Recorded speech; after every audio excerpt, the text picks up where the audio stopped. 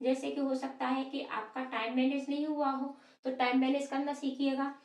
हो सकता है कि आपको टैग वर्ड्स नहीं आते हो, ठीक है, तो टैग वर्ड्स सीखिएगा। हो सकता है आपको कीवर्ड्स नहीं आते हो, तो कीवर्ड्स सीखिएगा। हो सकता है आपने एनसीईआरटी नोट्स नहीं पढ़े हो, तो एनसीईआरटी नोट्स अभी से पढ़ना शुरू कर दीजिएगा। हो सकता है कि आपने जम करके प्रैक्टिस नहीं की हो, ठीक है। अगर आपने प्रैक्टिस नहीं की है तब भी सीटेट पे फेल होना भी एक ये मुख्य कारणों में आता है, तो जम करके प्रैक्टिस भी करिएगा। और जो भी कॉन्सेप्ट आपका clear. Hello everyone, welcome to my YouTube channel. तो आज हम चर्चा करेंगे कि जो लोग बार बार सीटेट का एग्जाम देते हैं लेकिन फिर भी असफल हो जाते हैं, एक बार दे दिया है, दो बार दे दिया है, लेकिन फिर भी उनका सीटेट क्लियर नहीं हुआ है, तो ऐसे क्या कारण है कि आप असफल हो जाते हो, और उन सभी कारणों पर चर्चा करेंगे और क्या ट्रिक अपनानी है आपको, क्या टिप्स अपनानी है। तो वीडियो को लास्ट तक अवश्य देखना। और जो लोग भी पहली बार सीटेट दे रहे हैं वो भी इस वीडियो को अवश्य देखें, क्योंकि फिर आपके साथ भी यही सारी गलती होंगी और आप सीटेट में हो सकता है कि असफल हो जाएं। तो आप भी ये वीडियो अवश्य देखें, लास्ट तक देखें। और मैं आपको 100% नहीं, 110%, ठीक है, 110% गारंटी देती हूँ कि सीटेट आपका अवश्य पास होगा। 90+ नंबर आपके कोई नहीं रोक सकता है। सीटेट में आपको किस तरीके से स्टडी करनी है इस सब पर चर्चा होगी। तो चलो शुरुआत करते हैं। और जो भी लोग हैं, ठीक है, और अगर वीडियो आपको अच्छी लगे, लगे कि हाँ ये वास्तव में ठीक है और इससे ये सीटेट पास करा सकती है, तो वीडियो को आगे अपने दोस्तों को भी अवश्य शेयर कर देना जो भी सीटेट की तैयारी कर रहे हैं। ठीक है, देखो सबसे पहले मेन चीज होती है किसी भी एग्जाम को पास करने के लिए सिलेबस की। लेकिन आज हम सिर्फ सिलेबस की चर्चा नहीं करेंगे, क्योंकि सिलेबस आपको पता है, आपने सीटेट पे दे रखा है और आप असफल हो गए हैं सीटेट में किन्हीं कारणवश। तो देखो, जैसे कि सबसे पहले हमने अपना सिलेबस ले लिया, सिलेबस हमने अच्छे से चेक कर लिया, हम सिलेबस के अकॉर्डिंग ही पढ़े, लेकिन फिर भी हम असफल हो गए। तो इसका मेन कारण क्या होता है? तो मेन कारण ये है कि जैसे कि सीटेट में आपका एक टॉपिक मैं लेती हूँ। आपका टॉपिक है समावेशी शिक्षा, ठीक है, समावेशी शिक्षा। और इस समावेशी शिक्षा को आपने खूब अच्छे से पढ़ लिया है कि इसकी मीटिंग कहाँ हुई थी, ठीक है, किस सन में ये लागू हुआ और इसके अंतर्गत क्या क्या चीजें हैं। लेकिन सीटेट आपसे ये नहीं पूछेगा, ठीक है। सीटेट में क्या पूछा जाएगा? सीटेट में आपको घुमा करके प्रश्न पूछे जाते हैं। सीटेट आपसे पूछेगा कि समावेशी शिक्षा में आपकी कक्षा में बच्चे कैसे बैठेंगे, आप अपनी कक्षा को एक समावेशी कक्षा किस तरीके से बना सकते हो। अगर आपकी समावेशी कक्षा है तो फिर कक्षा का माहौल कैसा होना चाहिए, ठीक है। अब हमने ये सारी चीजें नहीं पढ़ी होती हैं, तो फिर हम वहां प्रश्नों को नहीं कर पाते हैं, ठीक है, ये चीज होती है। जैसे कि आपका टॉपिक आता है एनसीएफ 2005, ठीक है, एनसीएफ 2005। अब एनसीएफ 2005 के बारे में भी हम पढ़ लेते हैं, ये कब लागू हुआ, इसके क्या रूल है, ठीक है, ये सारी चीजें हमने पढ़ ली। लेकिन सीटेट में इस तरीके से प्रश्न आपके नहीं पूछे जाते हैं। सीटेट में आपका प्रश्न पूछेगा कि आपकी कक्षा में इस तरीके से एक शिक्षक बच्चों से प्रश्न पूछ रहा है, ठीक है, तो क्या एनसीएफ 2005 अब आपका क्या कहता है, एनसीएफ 2005 के अनुसार क्या होना चाहिए। इसी तरीके से आपकी जैसे कि जेंडर से प्रश्न आते हैं और जेंडर को आपने अच्छे से पढ़ लिया है, लेकिन जेंडर से भी प्रश्न आपका घुमा करके पूछ लिया जाएगा कि आपकी कक्षा में एक शिक्षिका, ठीक है, और कुछ महिलाओं को बुलाती है जो कि ट्रक ड्राइवर है, ऑटो चलाती है, तो जेंडर रूढ़वार्ता से इसका क्या संबंध है। आपके प्रश्नों को इस तरीके से घुमा करके पूछ लिया जाता है। अब ये सारी चीजें हम कहाँ से सीखेंगे, कैसे सीखेंगे, ठीक है। ऐसा नहीं है, हमें इन चीजों को पढ़ना है, लेकिन इनको पढ़ने के साथ साथ आपको आपको ज्यादा से ज्यादा पीवाईक्यू की प्रैक्टिस अवश्य कर लेनी है। पीवाईक्यू अर्थात प्रीवियस ईयर्स के प्रश्न पत्र, क्वेश्चन, ठीक है, पीवाईक्यू यानी प्रीवियस ईयर्स के क्वेश्चनों की प्रैक्टिस, जितनी ज्यादा आप प्रैक्टिस कर लेते हो इनकी, सीटेट उतना ही आपकी मुट्ठी में होता है, ये गारंटी है। देखो देखो कुछ बच्चों को तो सिलेबस के अकॉर्डिंग नहीं पढ़ते हैं, लेकिन कुछ बच्चे सिलेबस के अकॉर्डिंग पढ़ते हैं। लेकिन सिलेबस के अकॉर्डिंग आपको अवश्य पढ़ना है। जो भी नए बच्चे हैं अपना सिलेबस डाउनलोड कर लें, और इस पर वीडियो आपको अगली मिल जाएगी कि आपके सिलेबस में आपको क्या क्या पढ़ना है, सीडीपी के अंतर्गत क्या क्या पढ़ना है, हिंदी के अंतर्गत क्या क्या पढ़ना है। ठीक है, तो आपको इस तरीके से तो पीवाईक्यू की प्रैक्टिस करिए। और 2011 से, ठीक है, आपको कहीं से भी बाकी के एमसीक्यू लेने की जरूरत नहीं है। अगर आप इतना ही पढ़ लेते हो 2011 से और 2000, ठीक है, 25 तक के आपके पास पूरे पीवाईक्यू है। तो इतने सारे पीवाईक्यू जब आपके पास है तो फिर आपको और आगे क्या पढ़ने की जरूरत है। अगर इतने पीवाईक्यू की प्रैक्टिस आप कर लेते हो तो सीटेट आपका निश्चित ही क्लियर होता है, अवश्य ही अवश्य क्लियर होता है। 90+ नंबर आपके कोई भी नहीं रोक सकता है। अब इनकी प्रैक्टिस आपको कैसे करनी है, तो प्रैक्टिस के लिए मैं आपको बता दूं कि आपको लास्ट ईयर से चलना है। जैसे कि आपने 2024 का प्रश्न पत्र लिया है सबसे पहले, तो 2024 से उल्टे क्रम में चलिए। 23 पर, ठीक है, 22 पर, 21 पर उल्टे क्रम में इनको सॉल्व करिएगा। और कम से कम एक ही पीवाईक्यू को कम से कम 3 बार, ठीक है, कम से कम आपको 3 बार अवश्य करना है। पहली बार में आप किसी का सहारा ले सकते हो, जैसे कि यूट्यूब का सहारा ले सकते हो। आप यूट्यूब की मदद से, व्याख्या से, हमारे चैनल पर भी अभी आपको पूर्ण पेडागोजी के साथ सीडीपी की क्लासें मिल रही है। फिर आपको जो जिस टीचर का समझ में आए, ठीक है, तो सबसे पहली बार आपको जो भी पीवाईक्यू लगाएं किसी भी सब्जेक्ट का लगाएं, ठीक है, किसी भी सब्जेक्ट का लगाएं आप। तो पीवाईक्यू के लिए सबसे पहले आपको पूर्ण व्याख्या के साथ, और व्याख्या के साथ साथ पेडागोजी के साथ, ठीक है, पेडागोजी के साथ इनको सॉल्व अवश्य करना है, ताकि आपको पता चले कि नेगेटिव टैग वर्ड्स और पॉजिटिव टैग वर्ड्स कैसे निकालते हैं, कीवर्ड्स की क्या अर्थ होता है कीवर्ड्स का। ठीक है, तो पीवाईक्यू की जम करके प्रैक्टिस करिएगा। और इसके साथ साथ आपको टैग वर्ड्स, ठीक है, टैग वर्ड्स जो भी आपके नेगेटिव और पॉजिटिव टैग वर्ड्स होते हैं, ठीक है, वो अवश्य आने चाहिए। जैसे कि आपके नेगेटिव और पॉजिटिव थोड़े से मैं एक दो लिखे देती हूँ आगे, जब भी प्रिपरेशन आपको अब शुरू हो गई है तो कराई जाती रहेगी, और ये सारी चीजें आपको चैनल पर दी जाएंगी। जैसे नेगेटिव में आपका आ जाता है केवल है, जहां पर सिर्फ केवल के रहेगी। केवल बच्चों को पाठ्य पुस्तकों के साथ ही पढ़ाना है, पाठ्यक्रम के आधार पर ही पढ़ाना है, केवल ये करना है, पाठ्यक्रम ही भी, ठीक है, तो ये आपका एक नेगेटिव पॉइंट होता है।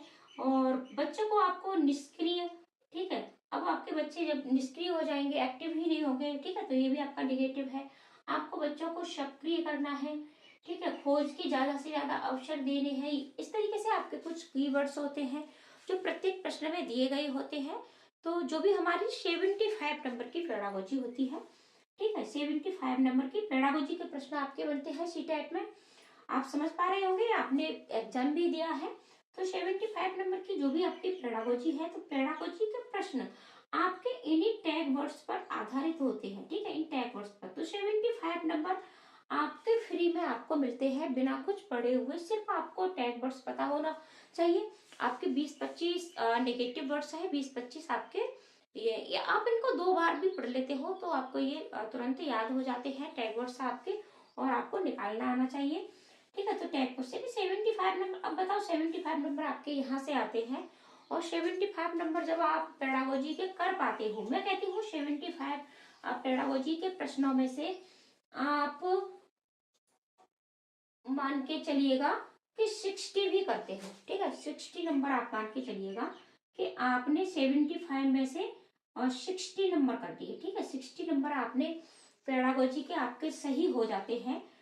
लेकिन इसके लिए टैग वर्ड्स सीखने पड़ेंगे। प्लेलिस्ट में आपको वीडियो भी अभी मिल जाएंगी कीवर्ड्स टैग वर्ड्स की, वहां अभी देख सकते हो, बाद में जब आपको मिलेगी तब मिलेगी, ठीक है, अगर आप अभी देखना चाहें तो 60 नंबर आपके ये हो गए। फिर इसके बाद बात कर लेते हैं लैंग्वेज की। ठीक है, देखो लैंग्वेज से आपका सीटेट नहीं निकल रहा है तो आप अपनी लैंग्वेज को स्ट्रॉन्ग करिएगा। जो भी आप लैंग्वेज लेते हैं, first language, second language, 2 language पूछी जाती है, चाहे पेपर फर्स्ट हो और चाहे पेपर आपका सेकंड हो, दोनों में ही दो लैंग्वेज यानी दो भाषाएं पूछी जाती हैं। तो सबसे पहले भाषा के चुनाव में आप एक गलती मत करना। देखो वीडियो लंबी होगी लेकिन धैर्य के साथ आप बने रहे वीडियो। आप देखो, तो इसके लिए आपको फर्स्ट, अगर आप हिंदी भाषी हैं तो फर्स्ट अगर आपने हिंदी ली है, ठीक है, तो सेकंड भाषा आप संस्कृत ही लें। ठीक है, संस्कृत का ही चुनाव करें, क्योंकि अगर आपने संस्कृत बिल्कुल भी नहीं पढ़ी है फिर भी आप संस्कृत लें, क्योंकि आप जब इंग्लिश लेते हो, ठीक है, जब आप इंग्लिश लेते हो तो यहाँ प्रोज और पोइट्री से आपके प्रश्न बहुत हार्ड आते हैं और आप यहाँ प्रश्नों को नहीं छाट पाते हो। अगर आप हिंदी और संस्कृत का चुनाव करते हो फर्स्ट सेकंड भाषा में, अगर आपकी सेकंड भाषा कोई अदर है, अदर स्टेट से हो, आपकी उर्दू अच्छी है, आपकी मराठी अच्छी है, तो आप अपने हिसाब से ले लीजिए। अगर आपकी इंग्लिश अच्छी है तब आप इंग्लिश भी ले सकते हो। तो यहाँ आपको देखो किस तरीके से नंबर मिलते हैं। तो भाषा में क्या होता है, भाषा में आपके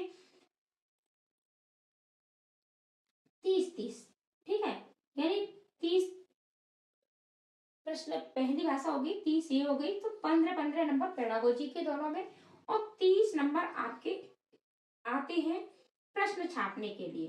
ठीक है, प्रश्न छांटने के लिए आते हैं 30 नंबर। तो ये प्रश्न जो छांटने के लिए आते हैं, ये जो 30 नंबर है इनमें से आप, ठीक है, इनमें से आप 30 में से 25 नंबर आसानी से लेकर के आ सकते हो दोनों ही भाषाओं में। अगर आपने हिंदी संस्कृत का चुनाव किया है तो ये 15 नंबर आपके यहाँ इसमें आएंगे हिंदी में और 15 नंबर यहाँ पेडागोजी के प्रश्नों को छोड़ करके। लैंग्वेज में 15 नंबर की पेडागोजी के प्रश्न पूछे जाते हैं आपके, जो भी आपकी लैंग्वेज स्किल है, ठीक है, उनसे बनते हैं आपके। और 15 नंबर आपके प्रोज और पोइट्री से प्रश्न छानने के लिए आते हैं। फर्स्ट में आपको, फर्स्ट लैंग्वेज में आपको प्रोज और पोइट्री यानी गद्य और पद्य दोनों मिलते हैं और सेकंड में आपको सिर्फ गद्य से ही मिलते हैं, प्रोज ही मिलते हैं प्रश्न छाटने के लिए। ठीक है, तो ये 30 नंबर के आपके आते हैं, तो 30 में से आप 25 नंबर अवश्य लेके आ सकते हो। अब आप 60, ठीक है, 60 नंबर आपके पेडागोजी के लेकर के आते हो आप, और इसमें आप 25 और ऐड कर दो। ठीक है, कितने हो गए आपके, 5, 6, 7, 8, 85 नंबर तो आपके यही बन जाते हैं। ठीक है, इस तरीके से ही आपके मैथ की बात कर लेते हैं। तो मैथ में भी आप कितने भी कम नंबर लेकर के आओगे तब भी 5 नंबर तो आप लेकर के आ ही सकते हो। ठीक है, अब बात ईवीएस की कर लेते हैं। ईवीएस में भी अगर आपने एनसीईआरटी बुकों को पढ़ा है अच्छे से, एनसीईआरटी बुकों से, देखो ईवीएस की बात कर रहे हैं, तो ईवीएस में भी आपके, मैं सिर्फ आपको ये चीज बता रही हूँ कि प्रश्न कहाँ कहाँ से पूछे जाते हैं, किस तरीके से आप पहली बार में पास कर सकते हो। कॉन्फिडेंस रखिएगा अपने आप पर। ठीक है, जैसे कि आपका ईवीएस है, तो ईवीएस में आपके 15 नंबर एनसीईआरटी बुकों से आते हैं और इसके लिए आपको एनसीईआरटी बुकों की आपको 3, 4, 5 की ये बुक्स अवश्य पढ़ लेनी है। वन लाइनर पर भी आपको वीडियो दी जा चुकी है, वहां से पढ़ लीजिएगा। पीडीएफ सारी आपको टेलीग्राम पर मिल जाएंगी और आप गूगल से भी डाउनलोड कर सकते हो। तो इनको आप, और मान के चलिएगा आप आज से अभी से तैयारी शुरू कर दीजिएगा और इन बुकों को आप 4 से 5 दिन में, ठीक है, 4-5 दिनों में आप इनको पूरा पढ़ सकते हो और फिर इसके बाद आप वन लाइनर से इनका रिवीजन कर सकते हो। ठीक है, वन लाइनर से आप इनका रिवीजन कर सकते हो। तो 15 नंबर आपके फिक्स हो जाते हैं। 15 में से 10 नंबर तो आपके आने ही आने हैं ईवीएस में। ठीक है, तो इस तरीके से, और बाकी के आपकी जो पेडागोजी के नंबर है उन्हें हम नहीं काउंट कर रहे हैं, वो हमने इन 60 में काउंट कर लिए हैं। ठीक है, इन 60 में हमने काउंट कर लिए हैं। हिंदी के भी हमने इन 60 में पेडागोजी के नंबर को काउंट कर लिया है। ठीक है, पेडागोजी के प्रश्नों को सीडीपी के भी हम छोड़ देते हैं बाकी के। तो इस तरीके से भी कितना भी आप कम करोगे फिर भी आपके नंबर यहाँ बनते हैं। तो इस तरीके से आप पढ़ना शुरू करिएगा। अब इसके लिए आपको क्या करना है, इसके लिए आप, ठीक है, चाहे कुछ भी करें, चाहे कुछ किस तरीके से भी पढ़िएगा, आप अपना एक टॉपिक डेली लीजिएगा।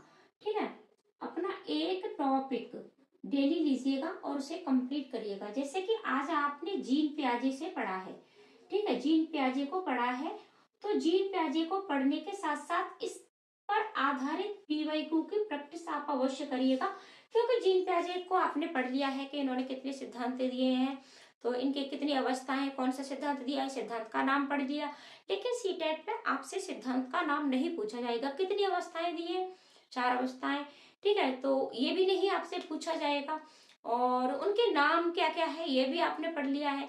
उनके नाम क्या है ये भी आपसे नाम भी नहीं पूछे जाएंगे। अब आपने जीन पियाजे को पढ़ा है तो उसके अंतर्गत आप पढ़ने तो यही वाले हैं कि ये इनके सिद्धांत का नाम है संज्ञानात्मक विकास का सिद्धांत, और पहली अवस्था, दूसरी अवस्था, तीसरी अवस्था, चौथी अवस्था। लेकिन सीटेट में आपसे प्रश्न इस तरीके से बिल्कुल भी नहीं पूछे जाएंगे। आपसे पूछा जाएगा कि एक बच्चा ये कर रहा है और इस तरीके से सीख रहा है, या फिर जैसे कि एक प्रश्न है, आपको मैं सुना दूं कि एक बच्चा 3 साल का बच्चा है और वो कहता है कि जो दूध है वो यानी दूध बूथ पर मशीन के द्वारा तैयार किया जाता है, मशीन के द्वारा लिया जाता है। तो जीन पियाजे के अनुसार बच्चे ने क्या सीखा है, बच्चे की कौन सी अवस्था है, या बच्चे ने अपने ज्ञान का निर्माण किस तरीके से किया है। तो इस तरीके से आपके प्रश्न पूछे जाते हैं। या बच्चा स्वयं से ही बातें कर रहा है कि कक्षा में आपकी एक बच्ची है और वो स्वयं से बातें कर रही है, तो जीन पियाजे के द्वारा ये क्या है। तो प्रश्न आपको अवश्य देखने हैं कि जीन पियाजे से प्रश्न किस तरीके से पूछे जाते हैं। तो सिर्फ और सिर्फ आपको जीन पियाजे पर प्रैक्टिस अवश्य कर लेनी है। कम से कम आप 50 प्रश्न जीन पियाजे पर देख लीजिएगा। अगर आप देख लेते हो तो आपका कॉन्सेप्ट अच्छे से क्लियर होगा, आप एग्जाम में बेहतर कर पाओगे, आपका कोई भी प्रश्न नहीं छूटेगा। इसी तरीके से दूसरे दिन आपने कोहल वर्ग को लिया है तो उस पर भी पीवाईक्यू लगाइएगा। समावेशी शिक्षा को पढ़ा है उस पर लगाइएगा। साथ ही साथ हिंदी, ठीक है, हिंदी गद्यांश और पद्यांश से प्रश्नों को छांटना अवश्य सीखिएगा। पेडागोजी तो पढ़नी ही पढ़नी है डेली। हिंदी और हिंदी का नहीं, भाषा का, हिंदी और जो भी आपने सेकंड भाषा ली है, ठीक है, तो यहाँ पे भाषा लिखे दे रही हूँ, भाषा की प्रैक्टिस, भाषा का पीवाईक्यू डेली आपको एक लगाना है। अगर आप दोनों ही भाषाओं के पीवाईक्यू लगाते रहते हो डेली डेली, आपको प्रश्नों को छांटना आ जाता है, जल्दी से छांट लेते हो। सबसे मेन चीज होती है कि टाइम मैनेज की। आप टाइम मैनेज नहीं कर पाए होते हैं। देखो कुछ कारण होते हैं सीटेट में फेल होने के, जैसे कि हो सकता है कि आपका टाइम मैनेज नहीं हुआ हो, तो टाइम मैनेज करना सीखिएगा। हो सकता है कि आपको टैग वर्ड्स नहीं आते हो, ठीक है, तो टैग वर्ड्स सीखिएगा। हो सकता है आपको कीवर्ड्स नहीं आते हो, तो कीवर्ड्स सीखिएगा। हो सकता है आपने एनसीईआरटी नोट्स नहीं पढ़े हो, तो एनसीईआरटी नोट्स अभी से पढ़ना शुरू कर दीजिएगा। हो सकता है कि आपने जम करके प्रैक्टिस नहीं की हो, ठीक है।